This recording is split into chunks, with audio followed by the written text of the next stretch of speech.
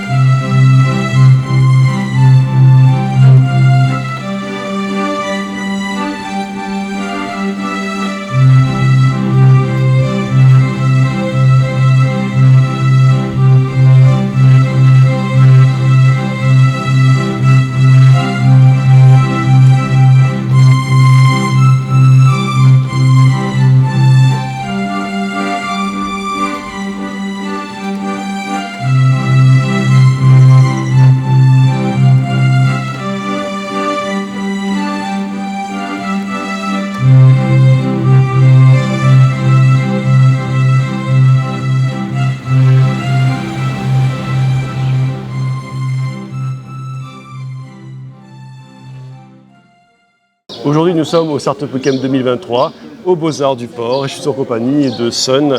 Bonjour, je m'appelle Sun, je suis d'origine coréenne et maman d'un enfant porteur de handicap. Sun, ton projet justement, c'est la création d'un café inclusif coréen. Oui.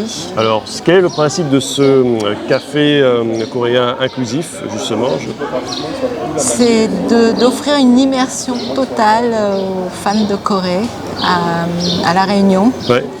Car on est sur une île et on n'a pas accès à la culture coréenne et d'assouvir ses envies en regardant toutes ces séries à la télé sur Netflix. Ouais. Donc voilà, je pense que d'offrir un café, un lieu où on peut se rencontrer et échanger autour de cette culture, de pouvoir créer de nouveaux liens. Voilà. Il me semble que pour ce qui est de la culture coréenne, il y a monsieur Kim Mete qui a créé une association coréenne qui s'appelle Kim Shin-run. Kim Shin-run, oui. Voilà, qui est à Saint-Pierre. Et donc, est-ce que tu t'es inspiré de cela? Je pense que c'est ce que tu l'as consulté. Puisque j'étais une des créatrices, je faisais partie ouais. de la créatrice avec Kim à l'époque et une autre coréenne adoptée. Et on a créé cette association à l'époque. Alors, dans ton projet, il y a deux éléments. Il y a la Corée, puis il y a le côté inclusif, en fait. Voilà. Oui, tout à fait. Et c'est inclusif dans quel sens pour Alors l'inclusion, moi je la vois pour favoriser l'accès à l'emploi, à la vie quotidienne des personnes portant de handicap qui ont peu d'autonomie. D'accord. Qui sont peu autonomes de soi. Donc, dans ce café, j'imagine qu'il y aura beaucoup de culture coréenne. Il y aura peut-être des plats coréens, des boissons coréennes. Et aussi, il y aura aussi on verra sur des écrans des danses coréennes. Comment ça s'appelle déjà? La K-pop. Comme la K-pop, voilà, je pense qu'il y aura beaucoup d'éléments coréens. Et il y aura peut-être aussi des éléments pour ce qui est du handicap.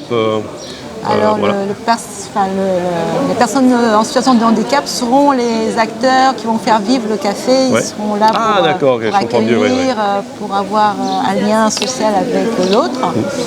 Et la culture coréenne, venir découvrir des ateliers liés à la culture, notamment des ateliers gastronomiques, faire ensemble un kimchi, que chacun pourra amener son petit savoir dans ce domaine, partager avec les autres. Aussi des ateliers de langue, plus dans la pratique. Ce sera très complet en fait. On pourra apprendre le coréen. Franchement, ça doit être quand même difficile d'apprendre le coréen parce qu'il faut beaucoup d'années de pratique et d'expérience. Vous pouvez apprendre le coréen en 2 heures, même moins, l'alphabet en tout cas. D'accord, c'est bien ça. Donc l'alphabet coréen est plus facile que l'alphabet chinois oui, parce qu'il y a 27 japonais. caractères. Ah, 27 oui. Ouais. D'accord. Donc, oui, en fait c'est un petit peu comme nous. Nous on a 26 lettres, donc 27 c'est très proche en fait. Et donc ce ne sont pas des symboles comme en Chine, l'alphabet coréen. C'est juste on pourrait dire un peu de la sténo à l'époque. Ah d'accord, c'est des traits, des petits ronds, donc c'est assez simple. Oui, c'est plus abordable pour notre culture occidentale et tout ça, d'apprendre l'écriture et la langue coréenne, quoi. Voilà. Après, le parler, c'est différent, mais il y a beaucoup de particularités, mais c'est possible. Plus facilement que le chinois. Oui. Ouais. Ah, c'est d'accord, le parler coréen est plus abordable que le chinois. Je pense, oui. Et ça a été peut-être vérifié par des gens qui ont voulu apprendre le coréen. Ils ont remarqué que tu as déjà fait une expérience avec des gens pour voir s'ils arrivent à des gens qui viennent d'une culture totalement occidentale essayer d'apprendre le coréen. Tout à fait, parce que mon mari, par exemple, qui parle pas du tout coréen, il a vraiment appris en 2 heures au moins l'alphabet. D'accord. Voilà. Capable de lire le coréen. D'accord. Alors, quels sont maintenant les enjeux de ce café coréen inclusif? Alors, si j'ai bien compris, le personnel sera issu des personnes en situation de handicap, tout ce qui est cuisine, serveur et peut-être les animateurs aussi. Ce sont des gens qui font partie des personnes handicapées, et les personnes qui viendront seront formées à la culture coréenne. Enfin, ils auront un arrière-fond coréen et pourront aussi, s'ils le veulent, approfondir pour apprendre la culture coréenne en fait. Et en fait, tu t'es inspiré de quel café pour faire ça? À Paris, il existe un café joyeux qui emploie des trisomies et des Asperger. Donc, je ne me suis pas vraiment inspirée d'eux. À l'époque, moi, je me suis inspirée de ma propre vie. Je suis d'origine coréenne et maman d'un enfant handicapé. Et je me suis posé la question à un moment, qu'est-ce qu'il allait devenir quand il sera adulte? Qu'est-ce qu'il pourra trouver un travail? Voilà. Donc moi, je voulais changer un peu aussi le regard sur le monde du handicap qu'on ne connaît malheureusement peut-être pas. Même moi qui ai un enfant, je connais pas plus le sujet, je dirais. Donc je voulais que ces personnes qui sont un peu éloignées peut-être de nos critères sociaux pour aller trouver un emploi, pour s'insérer dans la vie quotidienne, d'offrir un lieu où ils pourraient peut-être expérimenter par du travail simple qui ne demande pas forcément de formation, parce qu'ils auront besoin d'être accompagnés quand même dans leurs tâches. Oui, c'est permettre aux personnes handicapées de mieux s'insérer dans la vie professionnelle, parce qu'on ne fait pas assez pour les personnes en situation de handicap justement, et surtout dans le monde du travail. Et donc c'est intéressant de lier le handicap avec un café qui est un lieu où on se détend, où on vient voir des amis et tout ça. C'est un lieu de convivialité. Donc c'est bien de lier le handicap à la situation de convivialité. Voilà, ça crée de la chaleur humaine. Et puis c'est un espoir, je trouve. Voilà. C'est une rencontre à l'autre, à soi aussi, et peut-être d'enlever aussi nos codes, nos préjugés, on va dire. Nos préjugés, et de dire faisons les choses plus simplement, parce que c'est ces personnes qui font autrement, qui peuvent nous apporter beaucoup aussi. Et je ne veux pas...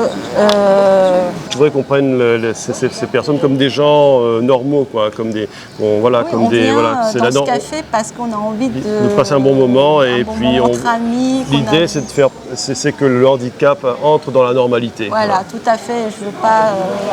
je veux que ça soit tout à fait normal de côtoyer une personne qui fait autrement, qui est là. Super, merci. Il nous amène un café, il lui sert. Et puis on continue son activité, à découvrir la Corée comme on a envie, et de partager avec d'autres gens, de rencontrer d'autres amis qui ont la même passion que vous. Et c'est tout se sentir bien. Et, pour tout le monde, c'est le vivre ensemble. Voilà, tout simplement. Je crois que tout est dit et Son, je te remercie. Nous souhaitons bonne chance à ces jeunes entrepreneurs et moi, je vous souhaite une bonne journée et je vous donne rendez-vous pour un prochain numéro de Sous la Varangue où nous continuerons d'explorer ce concours pour jeunes entrepreneurs pour ce Startup Weekend 2023. À très bientôt dans Sous la Varangue.